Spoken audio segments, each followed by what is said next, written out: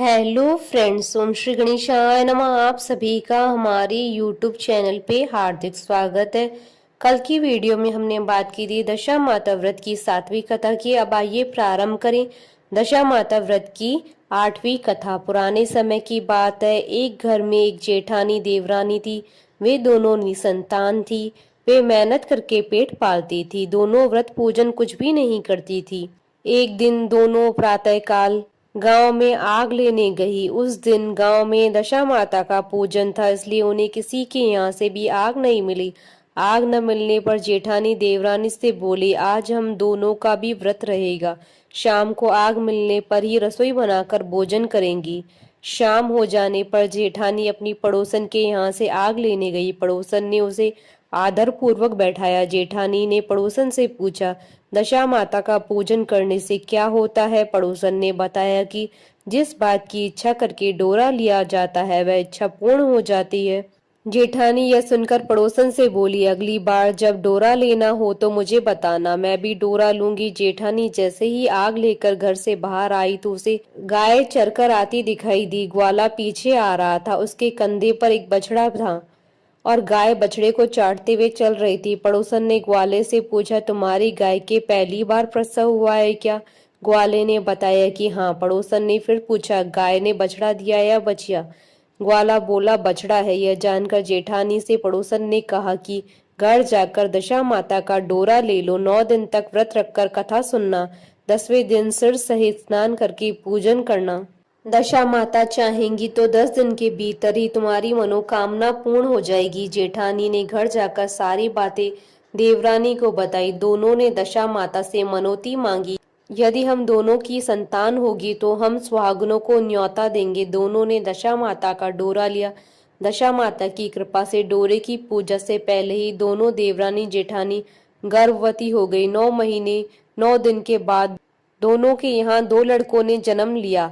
बालकों के नामकरण संस्कार के बाद देवरानी ने जेठानी से कहा, हमने जो सुहागनों को न्योतने की मनौती मांगी थी उसे अब पूरा करना चाहिए। जेठानी ने कहा, अभी ऐसा क्या जल्दी है?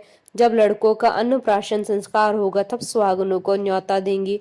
जब लड़कों का अन्नप्राशन संस्कार हुआ तब देवरानी ने जेठानी से सुहागनों को न्योतने की बात कही, परंतु जेठानी ने बात को टाल दिया और कहा कि लड़कों के मुंडन संस्कार पर सुहागनों को न्योता देंगे। होते होते कुछ समय बाद लड़कों का मुंडन संस्कार भी हो गया। देवरानी ने जेठानी को सुहागनों के न्योतने की बात कही। जेठानी बोली, लड़कों की सगाई के समय सुहागनें न्योतने जाएंगी। लड़के बड़े हो गए, उनकी सगाई भी हो गई, परंतु जेठानी ने अब की बार भी सुहागनें नहीं न्योती। जेठानी बोली, जिस दिन लड़कों के फेरे होंगे उस दिन सुहागनों को न्योता देंगे। इस पर देवरानी बोली, बहन तुम्हारी जब इच्छा हो तब तुम सुहागनों को न्योता देना, परंतु मैं तो लग्न के दिन ही सुहागनों को न्योता दूंगी। देवरानी ने लग्न के दिन ही सुहागनों को न्योता दिया, परंतु जेठानी ने कुछ परवाह भी न की।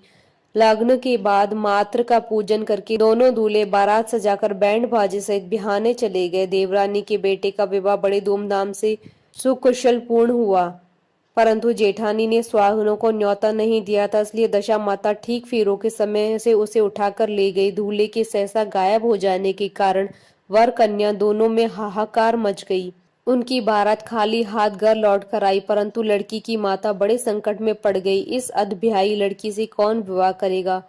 पड़ोस की चतुर सुहागनों ने लड़की की माता को समझाया कि ब्याह का जो सामान बचा है उस सामान को लड़की के हवाले कर दिया जाए। लड़की भिखारियों को सदाव्रत देने लगी। एक दिन एक साधु तीर्थ यात्रा करता हुआ वहां आया। गांव से घने जंगल में एक पीपल का पेड़ था। लोग इस पीपल के पेड़ को पारस पीपल कहते थे। उसी पेड़ पर दशा माता का निवास था। साधु चलता चलता शाम को उसी पेड़ के नीचे ठहर गया। झाड़ूदार ने आकर उसी पेड़ के पास के मैदान में झाड़ू लगाई। बिस्ती ने मस्क से वहां पर छिड़काव कर दिया और माली ने फूल बिखेर दिए। तब अनेक देवता अनेक प्रकार की पोशाक पहनकर आने लगे तथा स्थान पर बैठने लगे। सबसे बाद में स्वर्ग के राजा इंद्र का सिंहासन उतरा। इसी के साथ स्वर्ग की अप्सराएं आकर भी सिंहासन के चारों ओर नाचने लगी। उसी समय अधब्याय लड़के को गोद में लेकर दशा माता पीपल के पेड़ के नीचे उतरी। इंद्र के साथ स्वर्ग से एक सूरा गाय भी आई थी। उसने 2 गिलास दूध दिया था। अधब्याय लड़के ने एक भाग के गिलास का दूध रख लिया था, दूसरे गिलास का दूध भी पी लिया था। जब तक अप्सराओं का नाच गाना होता रहा, दशा माता लड़के को गोद में लेकर बैठी रही। प्रातःकाल होते ही देवताओं का दरबार भंग हुआ। साधु भी वहां से चलकर गांव में आया। साधु महाराज गांव में भिक्षा मांगते मांगते अधब्याई लड़की के घर पहुंचा। लड़की ने आदर पूर्वक साधु को बैठाया और भोजन तैयार किया। लड़की ने 3 पत्तल परोस कर रखे। पहली पत्तल अधब्याय अपने पति के लिए रखी, दूसरी पत्तल बाबा जी के सामने रखी और एक पत्तल अपने सामने रखी। बाबा ने अपने आप कहा, वाह, जो बात मैंने रात को वहां देखी वही बात यहीं भी देखने को मिल रही है। लड़की ने पूछा, क्या बात है बाबा जी? साधु बाबा ने बात टालते हुए कहा, हम बैरागी लोग ऐसी अनेक बातें कहते रहते हैं, तुम्हें ऐसी बातों से क्या मतलब? तुम तो भोजन करो और भगवान का भजन करो। लड़की ने हठ पकड़ ली। उसने कहा, जब तक आप अपनी कही बात का खुलासा नहीं करेंगे मैं भोजन नहीं करूंगी। इस पर भी साधु बाबा चुप रहे। तब लड़की बोली, आप साधु हैं और मैं सती हूँ। आप या तो अपने कथन को स्पष्ट कीजिए, आपने रात में क्या देखा, नहीं तो मैं आपको शाप दे दूंगी। तब साधु बाबा ने रात का सारा किस्सा कह सुनाया। सुनकर लड़की ने बाबा के साथ पीपल के पेड़ के पास जाने का निश्चय कर लिया। साधु बाबा आगे चले और लड़की उनके पीछे पीछे चलती रही। साधु बाबा लड़की को पारस पीपल के पास छोड़कर चले गए। संध्या होने पर नित्य की तरह जमादार ने झाड़ू लगाई, बिस्ती ने अपनी मस्क से पानी का छिड़काव किया, माली ने फूल बिछाए, देवताओं के राजा इंद्र आए, अप्सराओं का नाच गान प्रारंभ हो गया। उसी समय दशा माता पीपल के पेड़ से उतरकर दरबार में बैठ गई। लड़की ने सूरा गाय का दूध लिया और 1 गिलास अधब्याई लड़की के लिए रख लिया। जैसे ही लड़के ने दूध का गिलास मुंह पर लगाया, त्यों ही लड़की दूसरा गिलास हाथ में लेकर वर के सामने आ गई। वह बोली, अपना भाग लेने के लिए मैं उपस्थित हूँ, मेरे लिए क्या आज्ञा है, मैं सेवा करने के लिए तैयार हूँ। तब लड़का बोला, मैं इस तरह से तुम्हें नहीं मिल सकता, मैं दशा माता की सेवा में रहता हूँ, मुझे अभी दरबार में जाकर दशा माता की गोद में बैठना होगा। यदि तुम्हें मुझसे प्यार है तो दशा माता को प्रसन्न करके उनसे अपने लिए मांग सकती हूँ, तब मैं तुम्हारा हो सकता हूँ। लड़का दूध पीकर दशा माता की गोद में जाकर बैठा। लड़की अप्सराओं के साथ नाच गाने लगी। जब सवेरा हुआ तो दशा माता ने इस नई लड़की को बुलाकर पूछा, तुम कौन हो? तुम्हारे नाचने से मैं बहुत प्रसन्न हुई हूँ, जो कुछ मांगना हो मांग लो। लड़की ने दशा माता से वचन ले लिया कि मैं जो कुछ भी मांगूंगी वह आप मुझे प्रदान करेंगी। तथास्तु कहने के बाद लड़की ने दशा माता से अपने पति को पकड़कर कहा, मुझे यही चाहिए। दशा माता ने कहा, तूने मांगा तो बहुत, परंतु मैं वचन दे चुकी हूँ, इसी कारण मैं तेरे पति को तुझे वापस देती हूँ। राजा इंद्र ने पूछा कि भगवती, यह सब क्या राज है?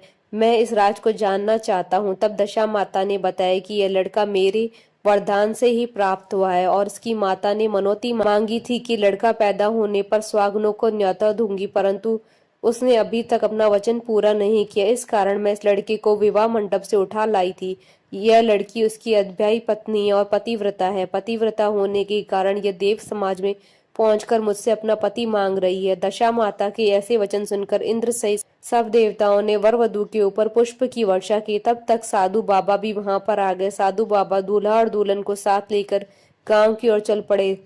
जब ये तीनों गांव के समीप पहुंचे तो गांव वालों ने दूल्हा दुल्हन को देखकर लड़की के पिता को सूचना दी कि तुम्हारी पुत्री अपने दूल्हे के साथ आ रही है। जिस दिन से लड़की चली गई थी उसके पिता ने लोकाहास के डर से बाहर निकलना बंद कर दिया था। गांव वालों की यह बात सुनकर उसने घर के किवाड़ बंद कर लिए। उसने समझा कि लड़की साधु बाबा के साथ आ रही होगी, इसलिए लोग मेरा उपहास कर रहे हैं। जब गांव के गणमान्य व्यक्तियों ने भी वही बात बताई तब उसने किवाड़ खोले और बाहर निकला। जब उसने सचमुच अपने द्वार पर लड़की और दामाद को खड़े देखा तो उसकी प्रसन्नता का ठिकाना न रहा।